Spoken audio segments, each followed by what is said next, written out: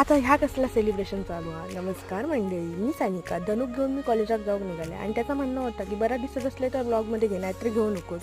वर्गात जाऊन बघले तर सायगो बहिणीची क्लिपा लावून मॅप काढत होतो. ह्यो जुगाड देशाच्या बाहेर जाता कामा नये. नंतर आम्ही सगळेजण आमच्या दियाडीक लागलो. म्हणजे नकाशा काढूचा, कोणाची नकाशे काढूचे असले, जमीन मापूची असली तर बिंदास आमका सांगू घ्या, आम्ही व्यवस्थित मापून देऊ शकतो. नंतर रोहन आम्ही फ्लेक्स करी होतो. नंतर रिसेसच्या आधी भूक लागली म्हणून आम्ही डबे उघडून खाऊक घेतला. नंतर यांका वडापाव आणून पाठवलं, पण कॉलेजच्या बाजूक दुकानं नसल्यामुळे यांका काही वडापाव गावक नाही. म्हणजे फडतूस कॅन्टीनमधलं वडापाव खावचो लागलं. त्याला थुकीची चव नसतात. तो वर्गात लपवून खालं आणि 2 वाजले तशी घराकडे येऊन लागलं, कारण मरणाची भूक लागली. जेवण झोपले तर संध्याकाळी उठलं. मग आम्ही केक घेऊन निघालो कोचऱ्यात गाव, कारण आज आमच्या मामाचा बड्डे होतो. नंतर निमेश दादाने खूप छान असं गाणं